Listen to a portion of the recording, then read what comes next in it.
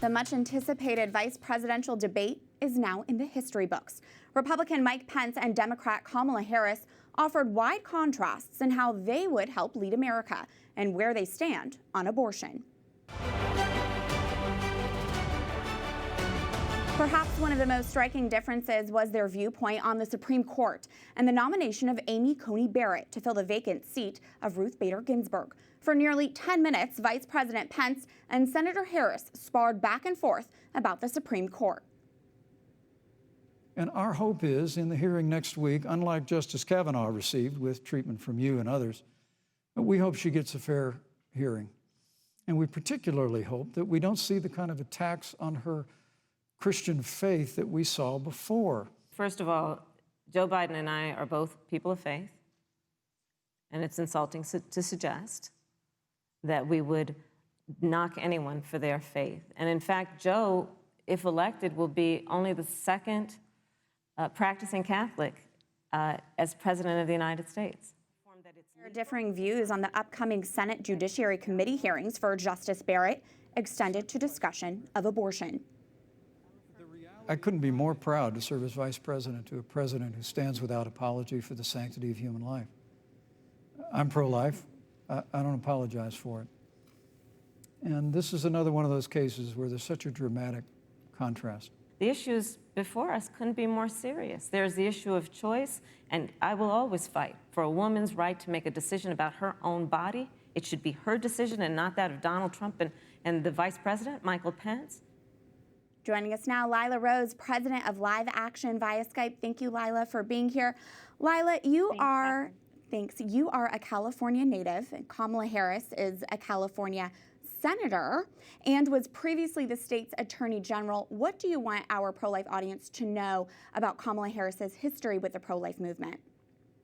Sure. So Kamala Harris is a tremendous threat to the First Amendment and, of course, to the protection of all human life in this country. She's extremely pro-abortion. While she was in the United States, in California as Attorney General, she actually sent state agents, armed state agents, to raid my good friend and pro-life journalist David Daleidon's home.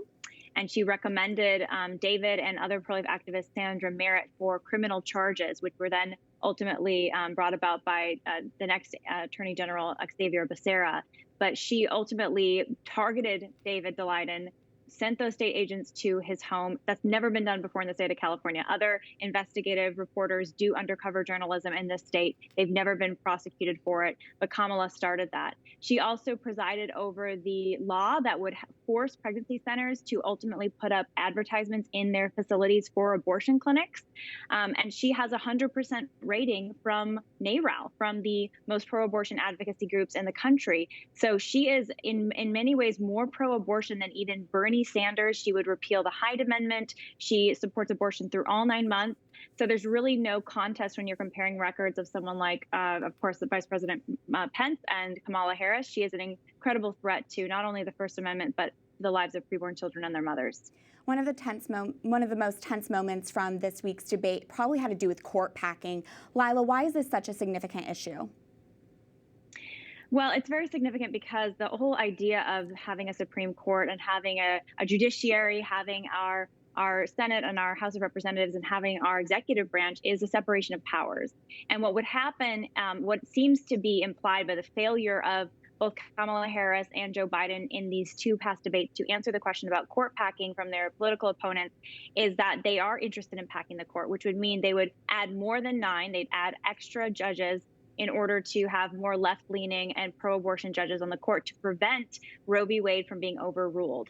This is exactly against what the founders intended. They wanted a separation of powers as a check and balance to extremism in politics, but that's what they would be doing, is furthering extremism. And Roe v. Wade is bad law. It was badly decided case, and it enshrines an incredible human rights injustice at the heart of our legal code, and it needs to go. Lila Rose, president of Live Action, thank you for your analysis. Thanks, Catherine.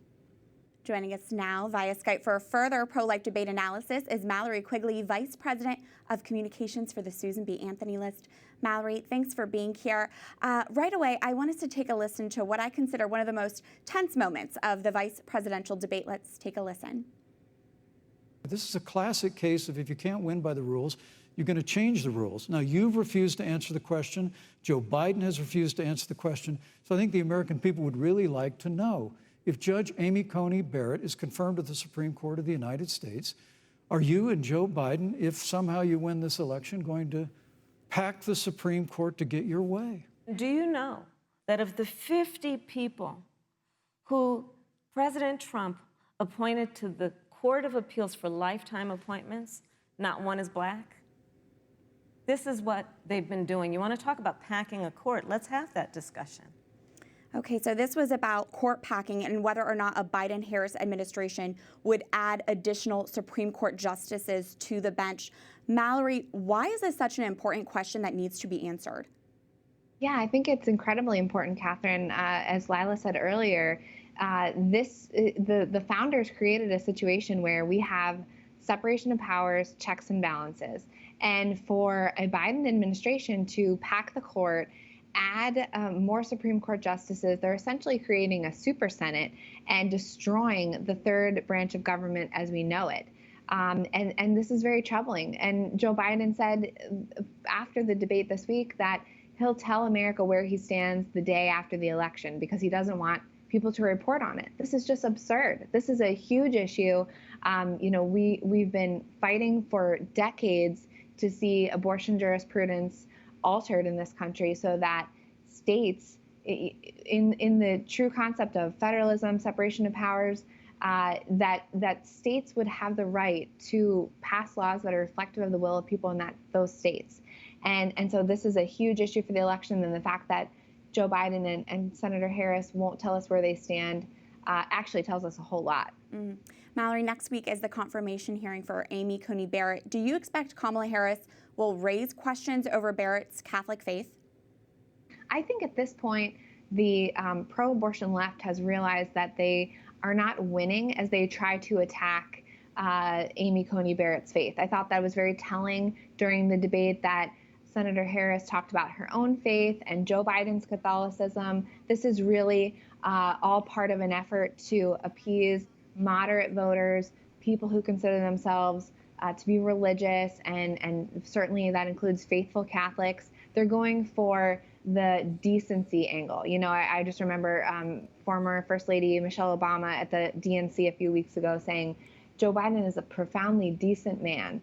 And so the fact that Senator Harris said she won't attack Amy Coney Barrett's faith after she has done just that for other appointees of the president, including one who was a member of the Knights of Columbus, I think indicates that they're trying to move away from that attack. They're more likely to attack her directly on the issue of abortion, as we saw come up last night.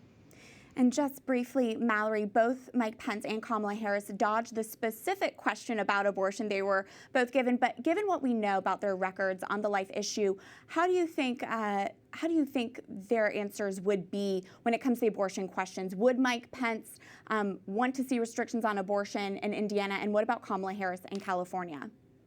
Yeah, I got into a few arguments today with reporters who were saying that Vice President Pence dodged the question. I don't think that could be further from the truth. He said exactly what I would have advised him to do, which is to explain the reality that Roe versus Wade and Doe versus Bolton created in this country and expose the contrast that exists between himself and his opponents. It is true that because of Roe versus Wade and Doe versus Bolton, the United States is one of only 7 countries in the whole world to allow elective abortion on demand for any reason up until the moment of birth. He did a good job to explain that difference to the American people and everyone tuning in last night.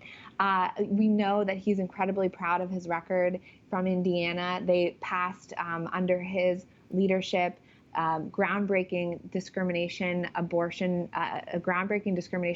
ban, lethal discrimination, abortions committed against babies who are pre-diagnosed in the womb with conditions such as Down syndrome. That passed. The vice president signed that as governor into law.